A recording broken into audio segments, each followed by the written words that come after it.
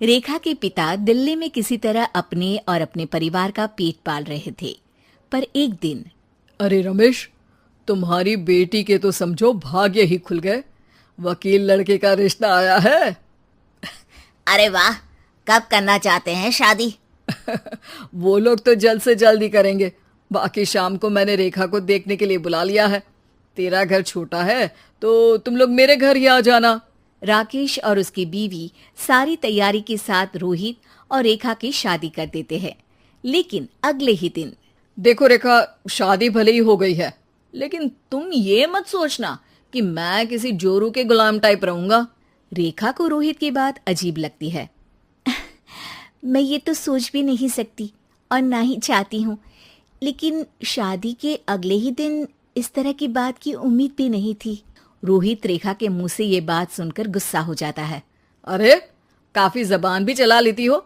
माँ ने सिखाया नहीं कि पति से कैसे बात करते हैं? रेखा अब चुप रहने में ही भलाई समझती है। रेखा, जल्दी से नाश्ता तैयार कर लो। आज पहला दिन है, सारे काम तुम्हें समझा दूंगी। ये नौकरानी है जो तुम्हें बता देगी कि कैसे कैसे क्या करना है। फिर इसकी कल से छुट्टी है। रेखा भी ससुराल में जी जान लगाकर काम करने लगती है। खाली समय मिलता तो पति के वकालत की किताब उठाकर पढ़ने लगती। ये क्या, जब देखो तब पढ़ती रहती है। अच्छा सुन, कल पिता के घर से 20,000 रुपये लेकर आना। मेरे छोटे बेटे की फीस भरनी है। लेकिन पापा क्यों भरेंगे उसकी फीस? अरे वाह जी वाह, पापा क्यों भरेंगे?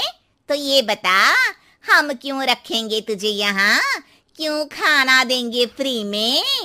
अरे, क्योंकि मैं बहू हूँ इस घर की। तभी वहाँ रोहित आ जाता है। अरे वाह, बड़ी जबान चला रही हो। चुपचाप माँ जो कह रही है वैसा कर, वरना सामान उठा और जा अपनी झोपड़ी में। बेचारी रेखा क्या करती, पिता के घर जाती है, उनको सारा हाल बताती है। पिता भी जैसे तैसे पैसों का इंतजाम कर बेटी को ससुराल के लिए विदा करते हैं। देखा, अब कहाँ से आए पैसे? अरे बहुत माल है तुम लोगों के पास, बस सीधी उंगली से निकालते नहीं। नहीं नहीं माँ, पापा ने अपनी मोटरसाइकिल बेचकर पैसों का इंतजाम किया है। पता नहीं अब वो ऑफिस कैसे जाएंगे। अरे वाह भाई, ये भी हम सोचे। खैर, जैसे तैसे दिन बीतते हैं।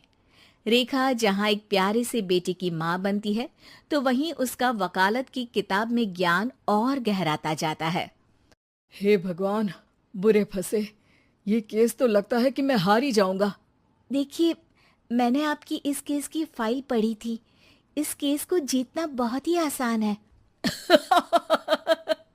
वाह भाई वाह, यहाँ वकालत की डिग्री लेकर भी मैं समझ नहीं पा रहा हूँ, और तुमने रोटी बनाते बनाते ही केस समझ लिया।